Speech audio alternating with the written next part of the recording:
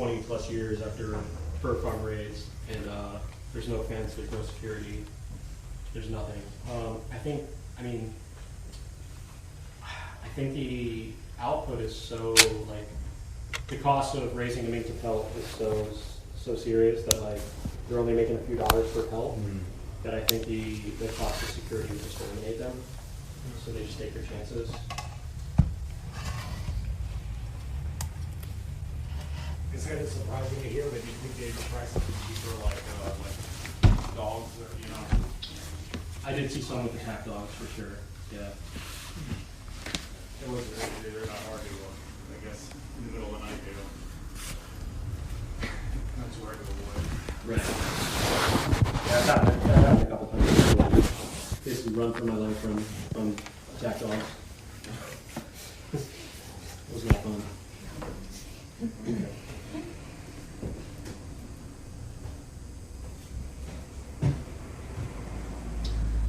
But yeah, when I say like the fur industry is just, I don't know if I already said this, but the fur industry is a shell of what it used to be. Like I said, I was raiding farms. There were 274 farms, and that was less than 10 years ago. Now there's only 80. That's like the best estimate. So it's definitely an industry that, you know, few opinion groups could really finish off. Yeah. 40 groups of 2 people, and the fur industry is done in the United States.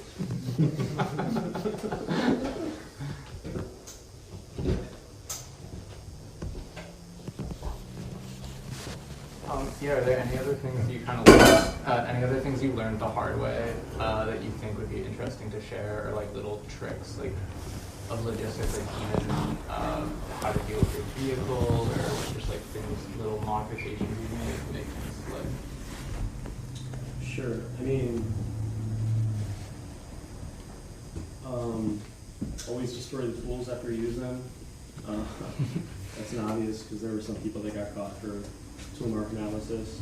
Some of it's pretty basic. Never take your cell phone to a crime. There was a conspiracy case in Salt Lake City where 2 kids had sort of taken their cell phone to a crime.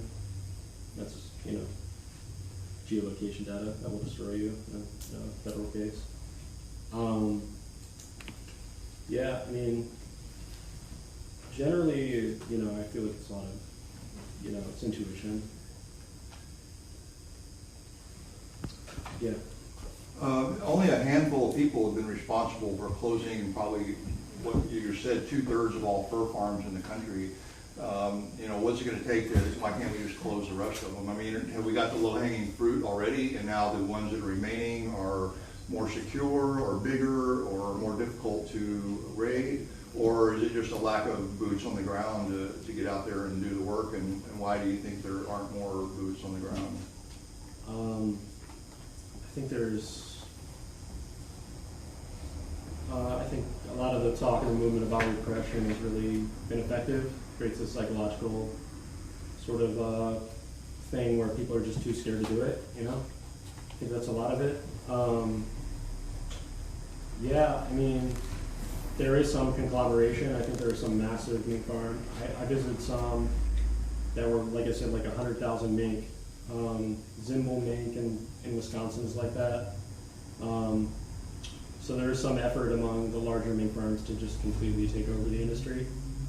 But no, there are still small mink farms with like 2,000, 5,000 mink that could be easily closed in one night. As far as how to get people to take those actions, I have no idea. It's probably fear. I mean, repression works. They do it because it works. After, I have one question. After having like liberated so many animals, how do you view campaigning? Like, does it make it seem useless to you, or do you feel like it's still important, or like above ground campaign? Yeah, above ground. Well, like recently, I've changed my sort of feelings on those because all the above ground campaigns against Burn Spear have been winning, like all the sorts of campaigns against major retailers, Saks Fifth Avenue, Neiman Marcus. Yeah, they've all been successful in like a very short amount of time. I think me and Marcus went for a break in like 2 months with absolutely no underground action, just above ground protests and things like that. So I think it's like a confluence of things where, you know, maybe China's changing economy and like COVID has really decimated the fur industry. A lot of countries have just built it out and closed all their fur farms. And so the fur industry is really struggling. And I think like maybe those small scale disruptions and sort of organized above ground protests can really finish them off. And that didn't used to be the case in the 90s. Like people would fight really hard and constant underground actions, and it seemed like there was no end in sight.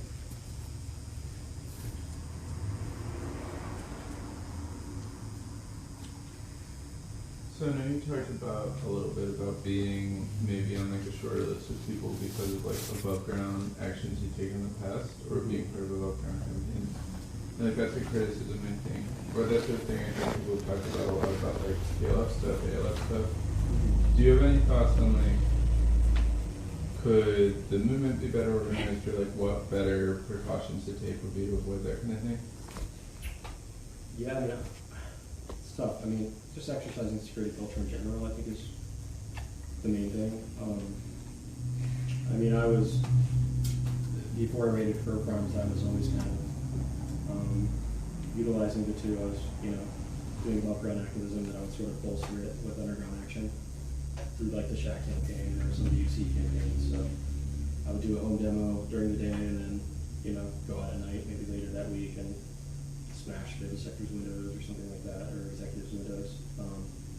And I don't think that's why I got caught. I think maybe just put me on the Fed's radar and made like the little mistakes that I made maybe a little easier for me to be pinned down.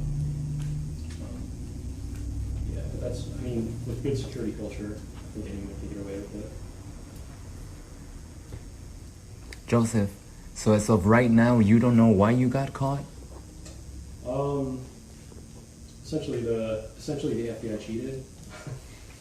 They had found a GPS device in my co-defendant's house when they raided her. I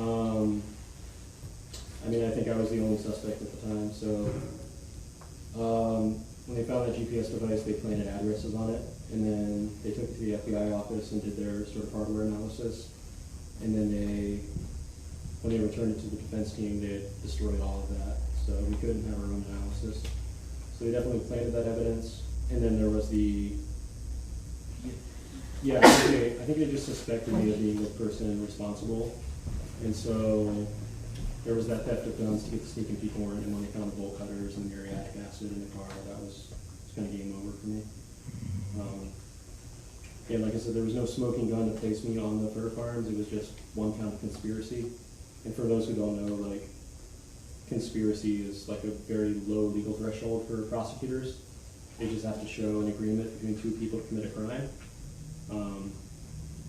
I was not charged with any of the overt acts or any of the fur farm raids themselves. It's just that one count.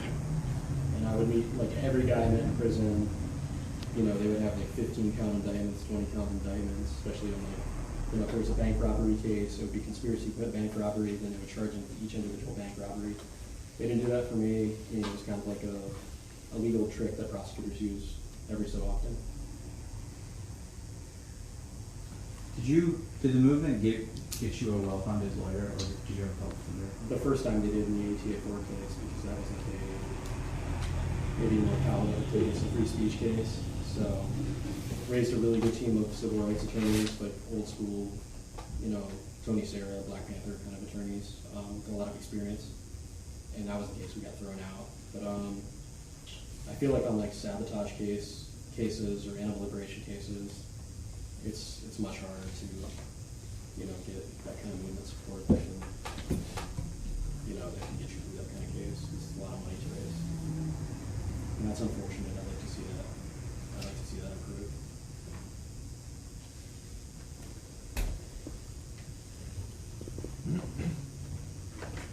Do you have a trial, or it was a plea?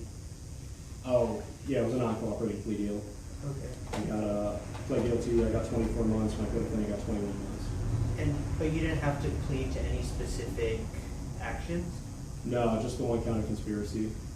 But now you're not, like, you can just talk about it, but couldn't they then still charge you with all of these in the past? No, the statute of limitations on most federal crimes is 5 years, so it's a closed legal case.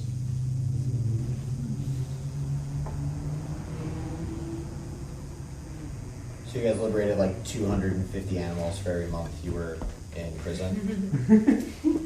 I haven't done those calculations. I Well, just it did. has, yeah. You could do them right now if you want. I just did. It's 250. Hey, thank you. Oh, yeah. I wonder how many that is an hour. I'll go home and do this right here. Oh, 1 every 2.5. Joseph, today that I was speaking with you earlier, can you tell everyone, like, it was really unique when you were telling me about really little things that you were doing, like putting a lot of like glue inside the locks?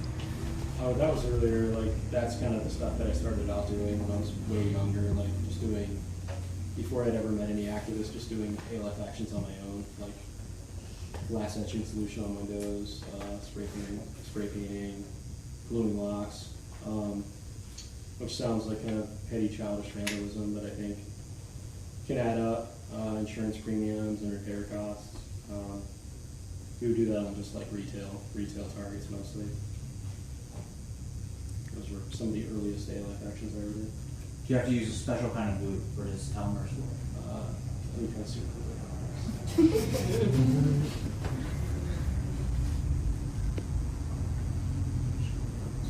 Are there any ALF movements in other countries that are inspiring to you, or like other parts of the world?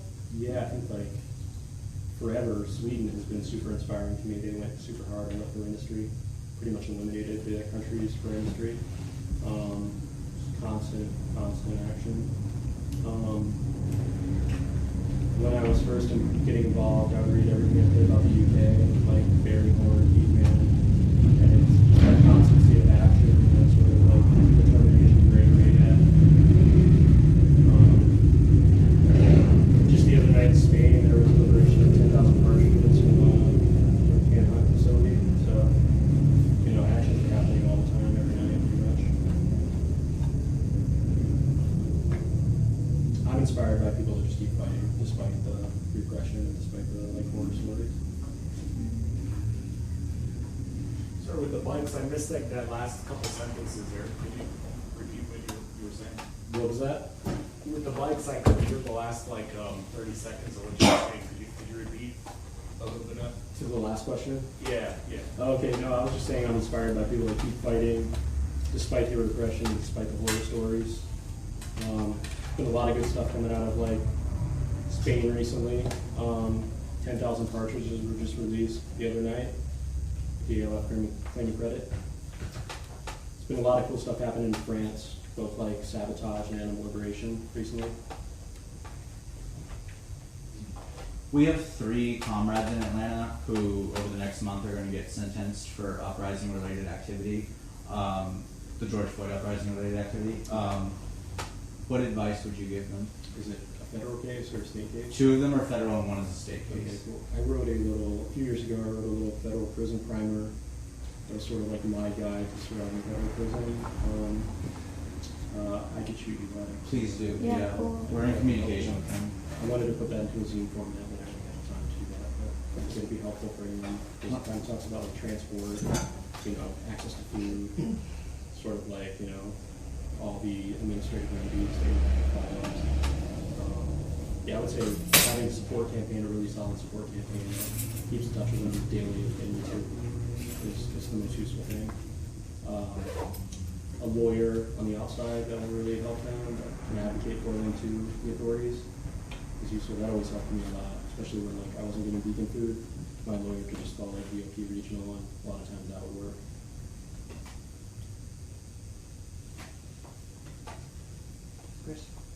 In 2022, do you think, there's a lot of questions about advice, which is good. Do you think people that want to help take down the fur industry and be supportive can wear multiple hats? Like, we want to do above ground things, we want to do not above ground things. Or do you think those two things can't really happen at the same time? I mean, I was always doing both, every single campaign I worked on, but I also got caught. So, it might be good to compartmentalize that and to work on one or the other. And if you're going to work on one, I would say work on underground action. It's way more effective. You mentioned that fur industry is like the lowest hanging fruit. What are some of the other low hanging fruits, or maybe the next tier up in animal industries? Maybe like exotic animal skins, things like foie gras, just, small niche industries that maybe have, a few farms around the country. Yeah, do you have any ideas on that, Jerry? Well, I mean, I think the whole fur industry is still, low-hanging fruit. I think it's not unreasonable to think that we could win the entire fur campaign in the next few years. I mean, of course, I was saying that in the 90s too, so. But I really, there's a bill that just passed the House legislature, the U.S. legislature, that bans all fur farming in the United States. Of course, it's almost certainly not going to pass through the Senate and won't become law. But, I mean, public sentiment is definitely on our side, and I think we could push these remaining 80 fur farms out of business if we really put our mind to it. But like Joseph said, there's other fringe industries like veal and faux gras and other things that if people wanted to make a very spirited and focused campaign against those, I think we could easily win those. Vivisection isn't too far behind. I think, especially primate vivisection, we were all out of Yerkes for a few hours today protesting, and I think a lot of people, when given the facts about vivisection, the general public is generally against it. So, and the technology has changed so much that it's getting harder and harder every year to explain why people are still torturing animals to death in laboratories when there's so much easier and better ways to do it. So I think all of those are potential targets that we could work on. Sure. Thank you.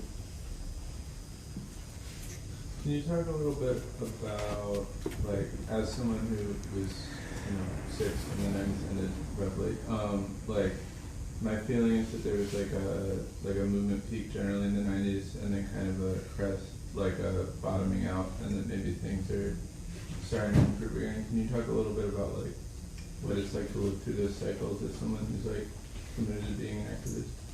Yeah, I mean, my response to it was always to try to rebuild from the ground up. And yeah, I feel like I've seen several periods like that where mostly I think because of repression, the activist movement is kind of at a lull. Yeah, I mean, but then again, there were some like beautiful actions in response to repression. Like the day after I was sentenced, some activists in Ontario liberated animals from a fur farm, and so there are always going to be people that don't let the repression stop them, that continue fighting. When the Shack 7 were sentenced, someone broke into a laboratory in Massachusetts and liberated animals, 23 animals, and named them all after the Shack 7. I think that's the best way to respond to those lulls, and usually those are caused by repression, to just keep fighting and take it underground if you have to.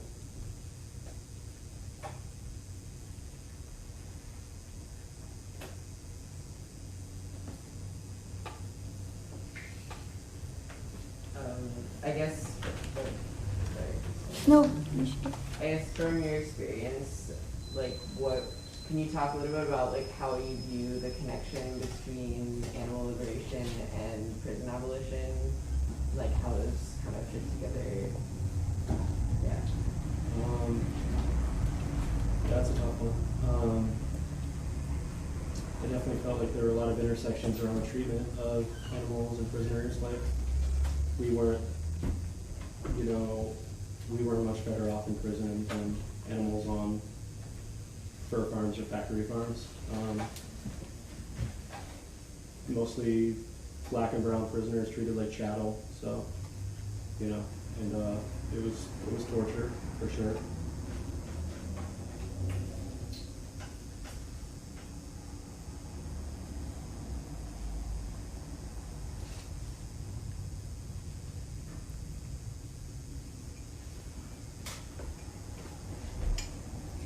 Could you give a brief summary of, or like context of the Shack campaign? Oh yeah, the Shack campaign was a campaign against a laboratory called Huntington Life Sciences. It started in the UK and came to the US in like 2001. Utilized both like above ground tactics as well as like pretty militant underground tactics. So everything from labs being raided to offices being disrupted and windows smashed at any kind of affiliate with the lab. One of my favorites was a Bank of New York executive that got his yacht sunk. When they immediately pulled out of their association with the lab. Whoa. Yeah, just kind of like targeting, sort of understanding the sorts of structures of a corporation, like how they have so many tentacles, and they need those corporations if the corporation doesn't need them. So just kind of picking them off one by one, especially with like investment bankers. They beat some of the, Morgan Stanley, like huge investment banks, Bank of America pulled out of the lab. Just any associate of the lab got hit super hard, whether it was the janitorial company, the internet service provider, or the bank that was loaning them $20 million to bail them out. For a while, they were targeting like the New York Stock Exchange to get them delisted from the stock exchange, and ended up their share price ended up going from a lot of money to 1 cent on the pink sheets. So, yeah, very successful, just like that tertiary targeting, that secondary targeting. Kind of like no holds barred campaign style. How many people would you estimate participated in the Shack campaign? In both above ground and below? Probably a few hundred. What would be your guess, Jerry? Sorry? How many people participated in the Shack campaign? How many people participated in the Shack campaign? Hundreds. Just on this side of the pond, and probably thousands more in the UK and Europe. So, as far as people that were, actually working on it, all day, every day, and everything, there might have been a couple hundred people doing that, but there were thousands of activists spread out all over the country and all over Europe that were working on the campaign. If you were to give one reason why that campaign spread throughout the U.S. so much, what would it be? From what I understand, like those networks had already been built through like anti-terror campaigns in the 90s. Oh. And then there's sort of an idea to switch to anti-vivisection campaigns. I think they felt like fur was reeling and fur was maybe finished. So they moved on towards the vivisection campaigns, and like influenced by a lot of the actions that were coming out of the UK. It seemed like the UK was the first one to have a lot of successes.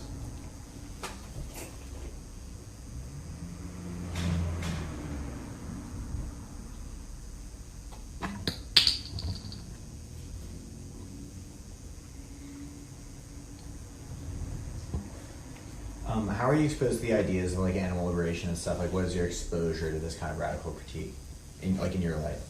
What do you mean? Like most people don't grow up and think that fur is unethical, but you did.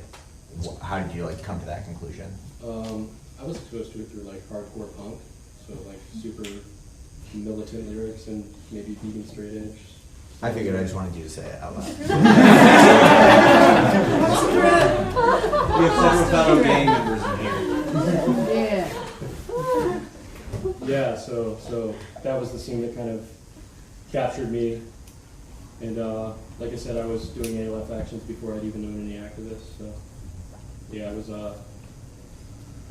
powerful, especially for a 16-year-old to hear that on the rhetoric. Well, who's your favorite band? Yeah. My favorite vegan straight edge band? Yeah. Go with Green Rage. I like the chub chub chub. One breakdown, entire song. Yeah, I guess on that note, how does the kind of personal and subcultural or friendship, how do you think that that's important? And how does that kind of interact?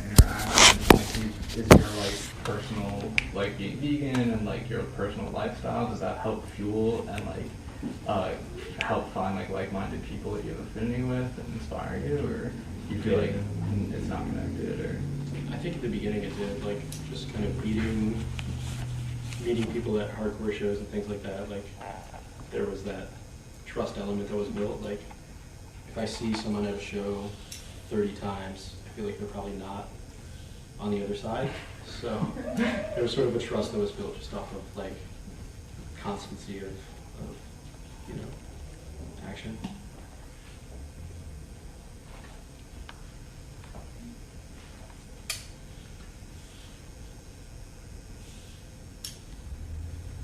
What do you think should be different about our strategy and tactics now compared to when you were like first getting involved? Okay.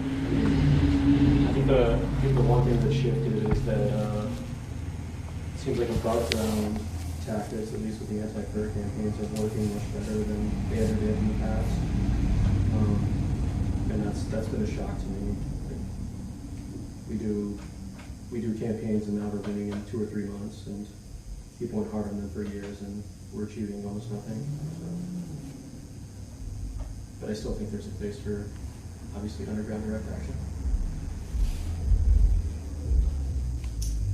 Joseph, when you were invited to do the workshop with AAM, you said about like somebody earlier asked you if like the community like helped you out with the trainings to pay from. You mentioned that they did, and can you say like how much they helped you with? Well, with my first case, like I said, it was more palatable. It's framed as like a free speech case, so we had some people outside, like the animal liberation community, who were supporting, or maybe just supporters of civil rights attorneys or DNLG or something like that. So we had raised $25,000 to fight that case, and then on the second case, the youth liberation case, we were able to raise legal funds. We had to go with public defenders. So that was part of the reason to take the non-cooperating plea deal. I just like didn't feel like I had the legal team to fight it. I think that's a pretty similar story in the legal system.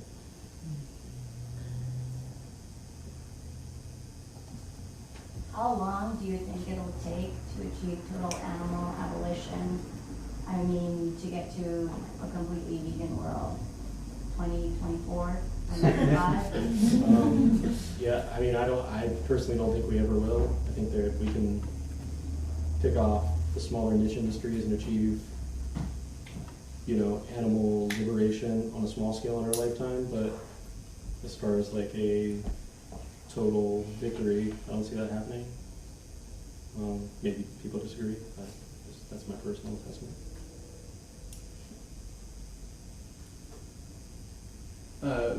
What was the transition like after coming out of prison? I know in the past, like, there's been people like ELF and Green Scare arrests that reported like, well, the movement was at a low, they got out, and then it was sort of like, whoa, there's like nothing. For sure. Yeah. Yeah, I mean, I think probably the biggest challenge is like, I mean, you're on probation, you can't really reconnect with the community or in the way that you maybe want to. And then also just the fear of catching another case is probably there for, especially people who do long-term time, like some of the Green Scare defendants. So you definitely don't want to, I felt like I definitely didn't want to ever catch another case. That thought was terrifying to me. Can you say it again, Tim? The last sentence is getting here. There's too many cars. Oh, no, I was saying, well, it's like hard to reintegrate after prison. And back in the movement, you're on probation, you're kind of at like a standstill. And then once you're off, you know, it's hard to find a place in the movement again, because like you're coming from this era of like militancy and sabotage, and then, you know, you definitely don't want to do that again when you have, you know, a felony history and, you know, maybe you're being watched a little closer. I know Rod went to file like 3 federal cases, and, you know, I think now he's finally kind of retired or done more just above ground stuff.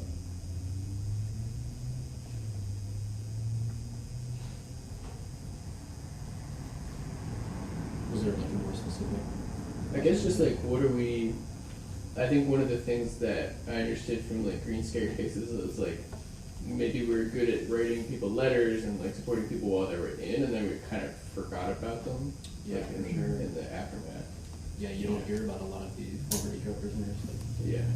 yeah, maybe like 2 weeks of post-prison support, or there's a fundraiser, and then they're just kind of forgotten about. Yeah. So like the folks I've known, Eric McDavid and stuff. Yeah.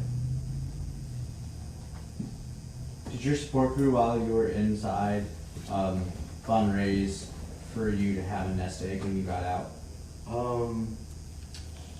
A little bit. I mean, most of the funds that were raised were used for like commissary to keep me vegan in prison, and you know, I had a co-defendant, so half the money went to her. I think when I got out, I had like $2,000 that set me up. Heard that was done really well in like Jeff Lure's case and some other fast eco cases where they really went all out to sort of provide them with a way to reintegrate into society. Would you mind talking about the struggle of staying vegan in prison and what all that entails? Super difficult, not fun. Can require your supporters flooding the jail with calls, hunger strikes. Really depends on the facility. I declared a hunger strike at Lompoc, and like within a day, the food service director came to me and basically told me to make a shopping list. But at other facilities, they wouldn't budge. I would go on hunger strike, and they'd threaten to put me in a dry cell and transfer me or force feed me. And so I would basically like eat whatever I could out of the non-vegan tray for a day, and then I would declare a hunger strike again. And I think that backfired. Like, it felt like I was just crying wolf. But I was always having my lawyers write to regional, to call regional, to put pressure on sort of the Bureau of Prisons. But yeah, it really depends. Facility to facility, it's a completely different prison culture.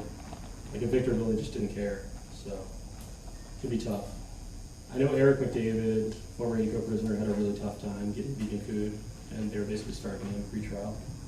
So, but generally on a compound, it's survivable. Like there's, you know, a few vegan items on commissary that you can buy, and if you have a political case, you'll have enough support to where you can take care of that. In your experience, has there, in like the circles you've run with, has there been a lot of crossover between Earth liberators and animal liberators, or do people tend to stay with the battles that they know how to fight? Yeah, I've always seen that disconnect. Yeah, total separation. I know there's sort of moves on that front among some of the people that I cross over, like Jonathan Paul and such, maybe Rod Coronado, but I don't think there was too much success with those moves. Well, how come? I don't know. Some kind of cultural disconnect that I don't really understand. Yeah.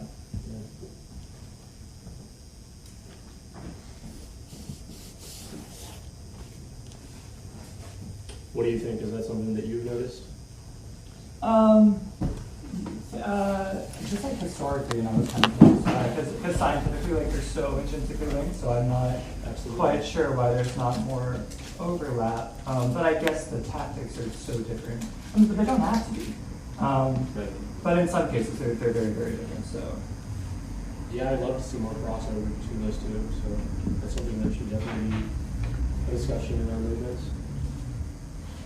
I think maybe some of it has to do with like purity conflicts. Maybe both sides. Sure.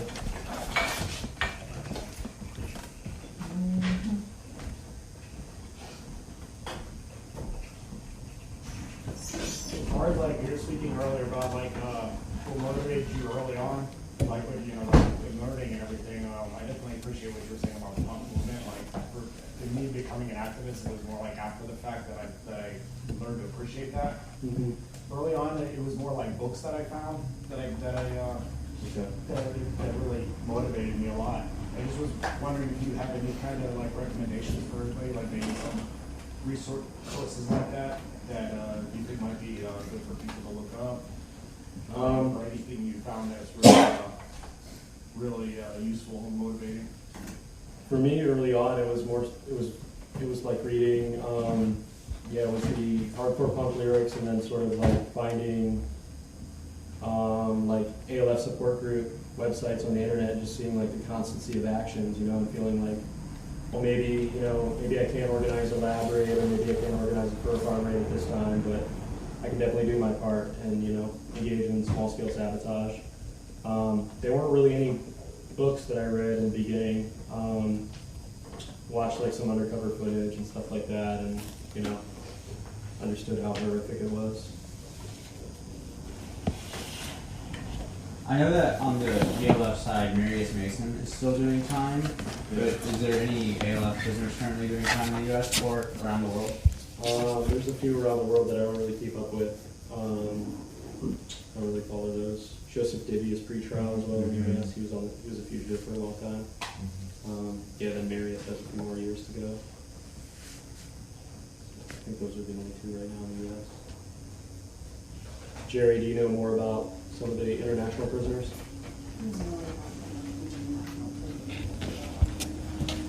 There are a few prisoners, and there's a guy in the Ukraine who actually held a bus full of hostages until the president of Ukraine would tell everybody to watch the movie Earthlings. And he actually did it.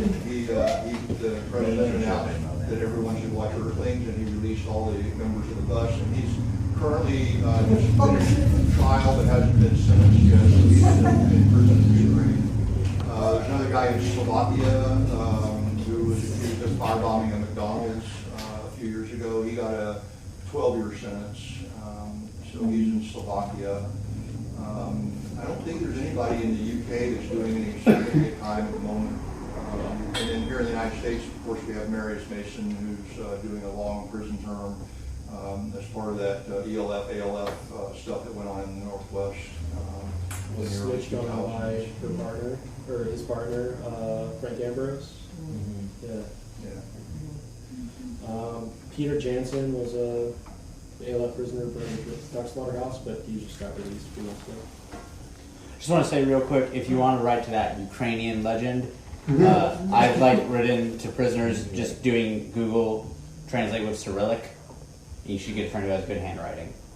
Naturally, Ukraine's being bombed right now, so maybe you can write them. So, Yeah, they're getting invaded by the Russians. Yeah, we're gonna break up Russian early. Maybe they'll break out. Oh, really quick. Not really quick, sorry. Short story long. I wasn't gonna go there, but I'll go there. What about? So I'm from the deep north.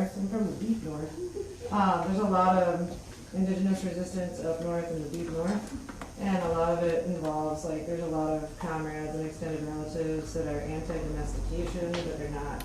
Most of them are not vegan, but they're definitely down with a lot of folks are down with things not being domesticated or caged.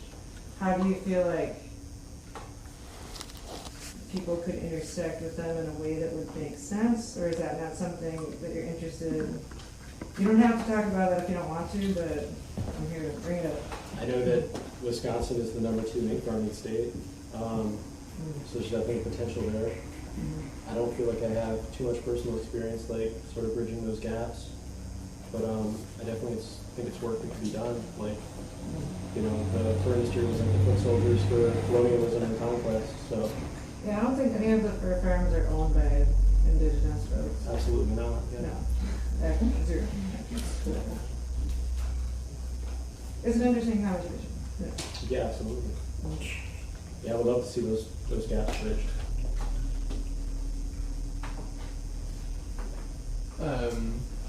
I guess one thing I've thought about is I think people's exposure in a casual way to the efficacy of underground direct action stuff seems like it's basically post Green Scare and with different subcultural forms punk, weaning or whatever that. People see more of the above ground stuff than even have an experience with the underground stuff. So there's not a way for people to link in other than today I'll look up the ALF on Google. Right. And so having that penumbra of a culture seems we like to shit talk it, but we're also that's basically what made so many people in the room, and I think that's I don't know, do you have thoughts on now that that's waned, has the movement waned directly, or like?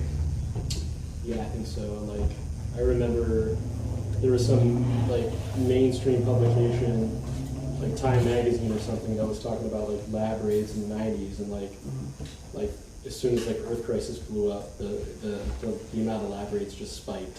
So definitely those subculture influences can't be understated.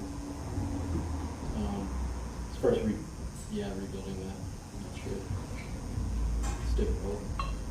Why do you think it was hardcore and not like some other thing? I mean, just because there was that heavy vegan straight edge element and was super militant, like always outspoken about for direct action in the area. Yeah, what do you think the role of just having that be such like a vocal thing of subculture was? Like, I feel like now there's plenty of vegan punks, and that's always been a current in like almost every genre of punk, but it's less cool now. Like, if you talk about being vegan, people are like get annoyed or get pissed at you often. Yeah. So I'm wondering if you ever like dealt with that, or you know. Oh, I get that all the time. Yeah, no ethical consumption of capitalism for sure. Chase that everywhere. Nothing. Surprised it hasn't happened yet. There's a hardcore show here in 2 days. If anyone listens to hardcore, in here. In this room. Thanks for that plug. And we'll be hawking the vegan flyers everywhere, so thankfully given. I don't feel like I know how to like word this without being a jerk. How do you deal with people around you who you feel like you share a lot of the same views with who like aren't vegan?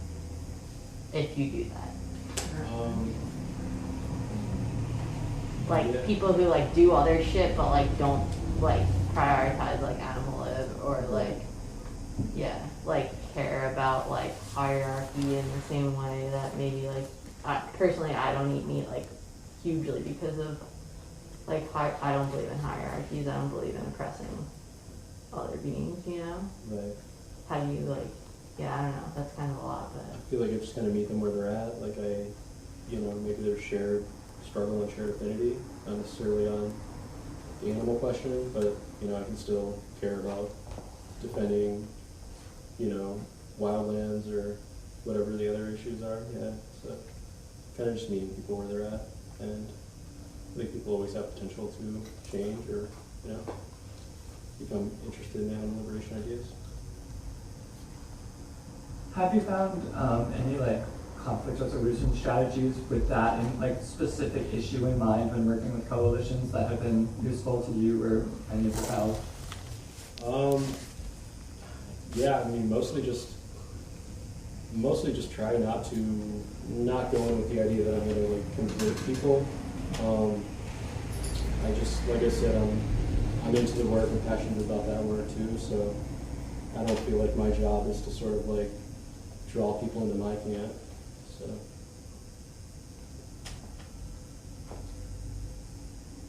How about you? Do you have experience with that? No, I was talking more broadly about like just like working with people that don't purely have your same ideology in any kind of situation, because a coalition, that's going to happen. Okay. It's tough. That's very difficult, yeah. Yeah.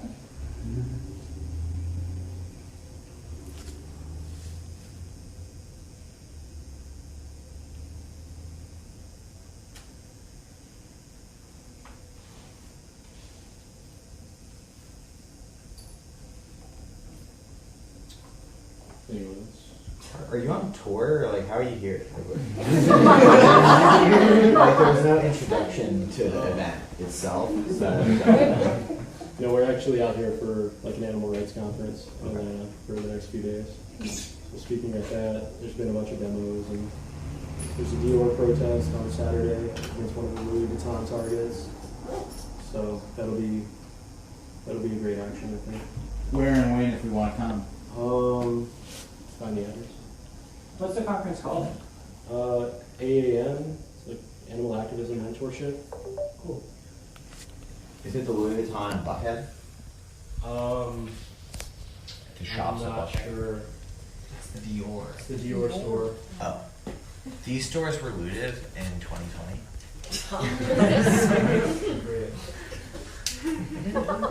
But not enough, I guess. There's still Okay. The Christian Dior protest is 4 o'clock on Saturday, and it's 37 Bowling Way Center in Atlanta, for anybody that wants to show up. Is there a meetup spot? Are we just meeting there, or? Yeah, there'll be a whole bunch of people just meeting up there, yeah. And the plan is to do a disruption, so there will be some people, if not everybody, will be going like into the store and bring quite a few. Sounds fun. All of us bring one person. All of us take one person hostage.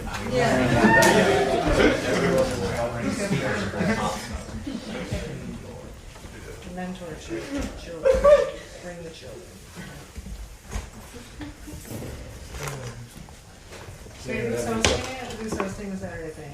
Or it's just like, it's a thing, it's happening? What's that?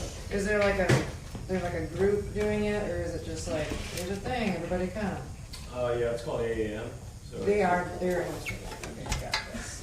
And this is part of the broader campaign against Louis Vuitton, who owns Dior. They've done a bunch of different campaigns around this, but AAM has done a few tours where they're specifically focusing on like the anti-fur campaign that's currently being targeted. They did like a week of action with YSL, where it was like 10 days of just constant protests and disruption with YSL. And they went for free like shortly afterwards. If we like wanted to like plug in online for like this campaign, where should we go? CAFUSA.org, that's sort of the clearinghouse for all the campaign information. Coalition of Laws for Fair Trade. They're doing most of the work as far as organizing those campaigns. Yeah, and for Saturdays, we're gonna be already probably 40 of us there. And if you guys join, the battle is gonna be even greater. Yes. Yeah.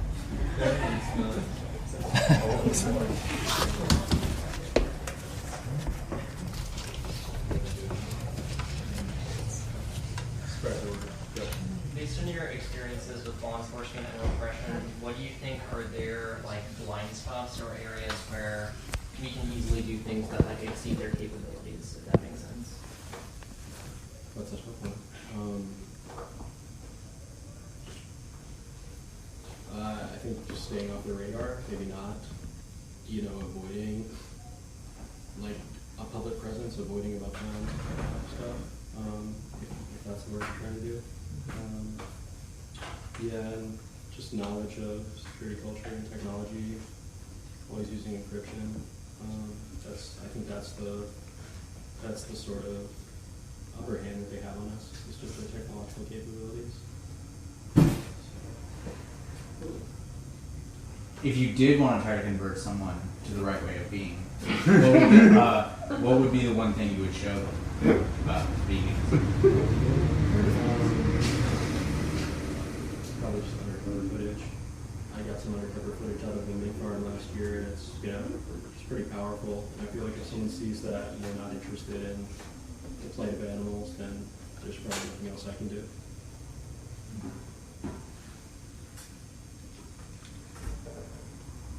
Surprised more people didn't have questions about prison. That's usually what I get constantly.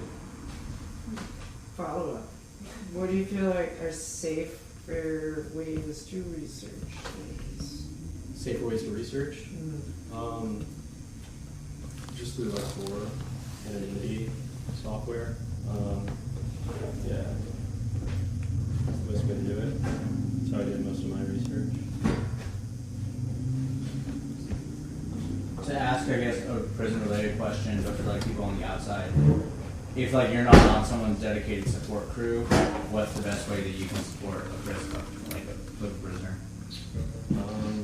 Sending mail, postcards, establishing a pen pal connection. That was always mail day was always the best day in prison. Sort of forgot that I was in prison briefly. Sending books because that's pretty much all there is to do in prison is work out, read books. It's a pretty boring routine. So yeah, send books, write letters. If you see if you see a prison that needs calls for vegan food, always get on that phone because those jails are often like terrified of outside pressure. So.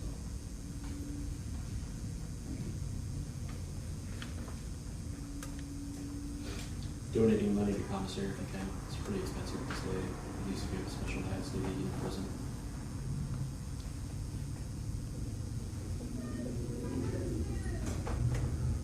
What was your experience in terms of like talking about your politics with other people while on the inside? To what degree could they relate to the kind of things you were saying? I mean, on a base level, they respected that, you know, I didn't cooperate with government, that I wasn't a snitch, that I was against snitching. But I don't think they were at all interested in like larger ideologies of politics. They just kind of viewed it as weird. So, you know, a lot of times I would get like, you did all that for animals? Like, yeah, so they kind of make fun of me, they kind of tease me. But actually, I think it helped me being like the anomaly in prison. So it was like, didn't really get held up to the same convict rules that maybe other people did. Were you able to talk openly about your actions in prison, or were you worried about them trying to hit you with more charges?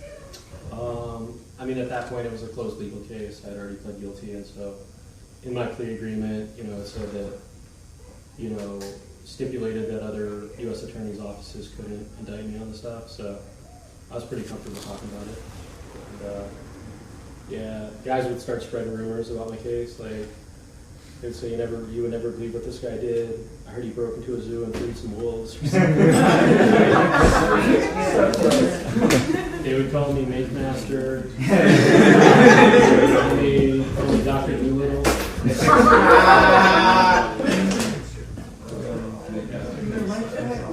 So that's prison for 2 years of getting bullied and made fun of.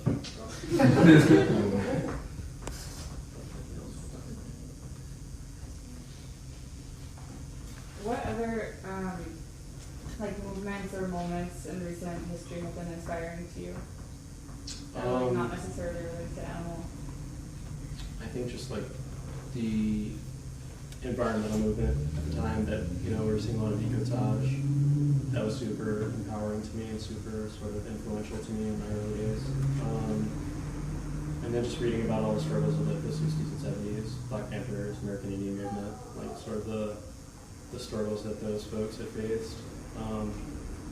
Yeah, there's been some amazing stuff that I think like outside of animal rights or eco movements that have inspired me.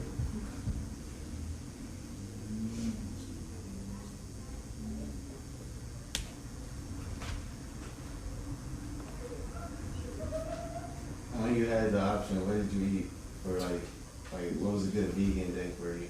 The vegan food? Yeah. It was pretty much the same thing every day. Off the commissary, it's like ramen noodles without the spice pack, oatmeal and peanut butter, refried beans and tortillas.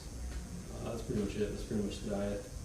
There's a meatless meal at every meal in the Bureau of Prisons, but it was only vegan like half the time. So most of my food was off the commissary.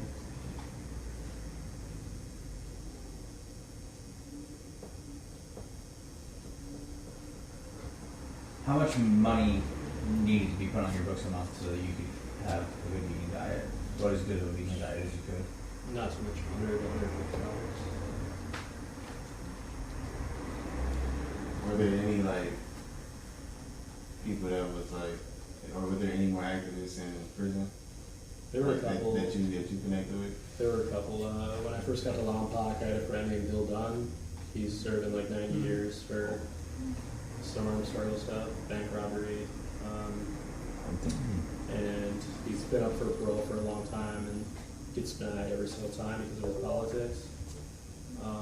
Really good friend with me in Lompoc. He would like steal food out of the commissary warehouse and share it with me and stuff. That was really good. Yeah, I would talk to him every day. I would hang out with him every day.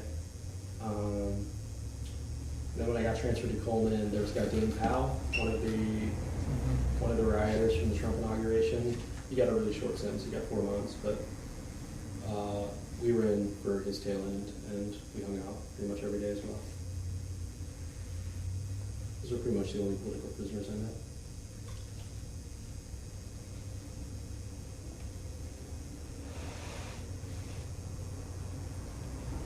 How is life different for you now? A little more constrained, a little more restrained. Like I feel like I was just going hard in my late teens and early 20s, and maybe it's caused me to sort of, be more careful about the risks I take.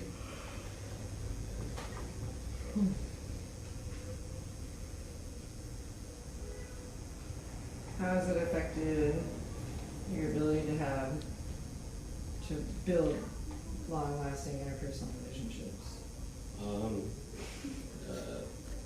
I don't trust anyone. No, I mean, it's made it harder. But,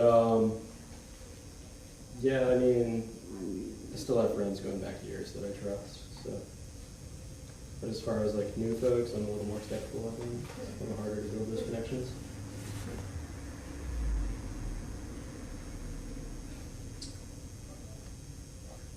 Can you imagine the things that you did for the animals? Could you have done them by yourself, or you always needed somebody to come along? Yeah, absolutely. I mean, it would have taken more time. There have definitely been a lot of ALF as well as ULF actions that were done by one person. I raided a few fur farms by myself, and it takes a little longer, and the time constraints prevent you from doing a lot. But I've emptied sheds at fur farms alone, so it's doable. And it also eliminates the risk of like a conspiracy case and the risk of someone snitching. So there's benefits to that as well. How would you know, like, okay, now it's time to go? Like, I've been here longer than is safe, basically. It's hard to say. I mean, the mink experiencing the first taste of freedom are pretty loud. Generally, we would go to like 5 in the morning, so the sun's about to come up, we have to leave. Some people I've seen like the light come on inside the house, and obviously you gotta make a run for it. But I never experienced anything like that. It was more just it's getting too late, we gotta go. Mink farms might be a bad example of this, but like when you are trying to figure out what kind of security location has, what are the steps you go through for that? We didn't do too much reconnaissance, to be honest. I mean, there are the most common was like photoelectric sensors at fur farms, and those are posts with beams at the top, and you can just with a headlamp, you can sort of see them. There's been some successful raids where you basically just duck under them, and then when you're on the other side, you go free in the facility. Sometimes electric fences, saw some guard dogs. But yeah, generally, I mean, like I said, it always surprised me to see in 2013, 20 years after the ALF was just decimating the fur industry, to see fur farms with no fence. And that was definitely the majority of fur farms that I witnessed. Can you talk about any like memories or just like times and how you felt during animal liberation, and like what the emotional state is that is like, and like what positive or like joyful memories you have of that shit, like that kind of a high? Yeah, I remember the sort of start of the 2013 fur campaign. We had raided a fur farm in Idaho and emptied all the breeder sheds. It's about 2,500 animals. And my first thought upon doing that is like, I can't believe it was that easy. It was really surreal. We got out of state, and the first thought I had in my mind is I wish I had done that years ago. Like, I had no idea that was that easy. Because there's this sort of like specter of fear around these kinds of things, around taking direct action. So yeah, it was an amazing feeling.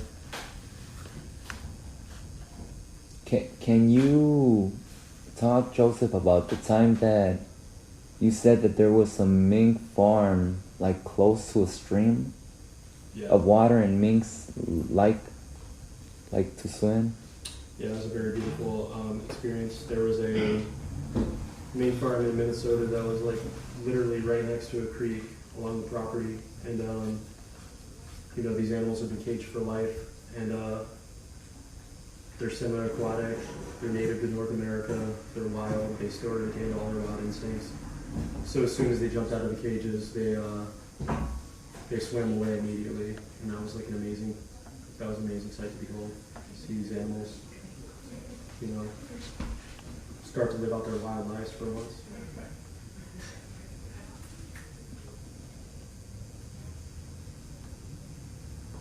How far were you just like driving to go do an action, and like were you like, how are you hiding this within your normal activity with like work or like renting cars and shit like that, or like? I didn't have a job, so we would just map out like road trips. Like we raided 2 fur farms, stayed away within 2 days, which was like, you know, the fur industry is putting out all these bulletins saying, you know, animal rights activists are attacking your farms, be on the lookout. And we were able to raid 2 in less than 24 hours. So there wasn't a lot of like, honestly, probably not enough precautions around like hiding my vehicles. Has a mink ever tried to like follow you and like try to like go with you home? Like that mink nest.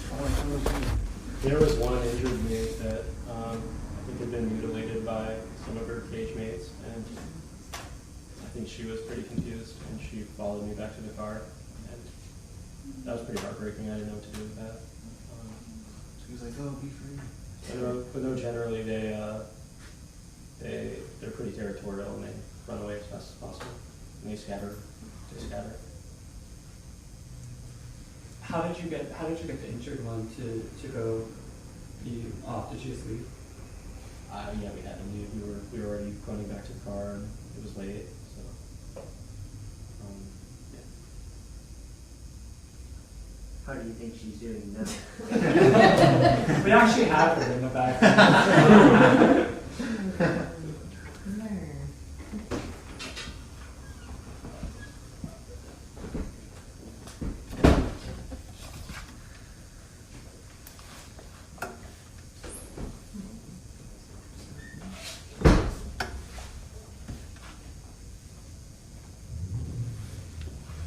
Maybe obvious question, but like,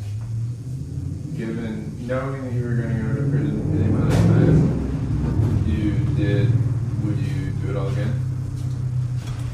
Yeah, I mean, I think like sort of the activist culture I got involved in, and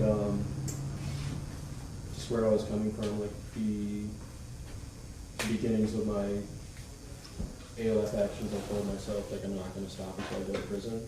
So if I go to prison, so I did hundreds of actions over, you know, several year period, and yeah, I knew I would get caught eventually, and I expected 5 to 10 years, and to only get 2 was actually like a victory for me. In some ways, like I think we need to, you know, I don't think prison with direct action. I don't think prison is ever going away. And we sort of need to like reconceptualize how we view prison. You know, we think 4 or 5 years is very scary. But I remember talking to Jonathan Paul, who burned this horse slaughterhouse, and he did 4 years. And you know, that sounds like a defeat, but he closed the only horse slaughterhouse in the country and ended that industry. So, you know, what an incredible gift to only do 4 years for completely obliterating an industry.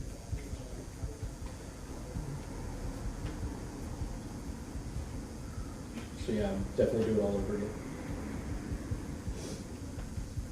I mean, there's some regrets, like I wish I had, you know, maybe done this or that differently to avoid capture, but yeah, like not getting caught, obviously. Fleeing the country, maybe. Yeah.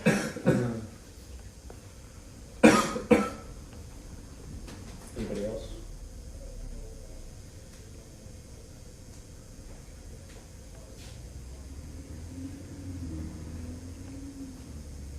Cool, thank you. Thank you so much.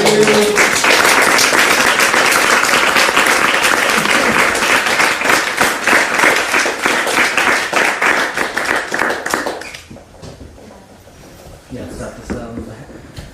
Jerry just did. Burger all work for Rosemary, but the rest can stay. The zine you wrote, is it for like vegan or? It's just a community.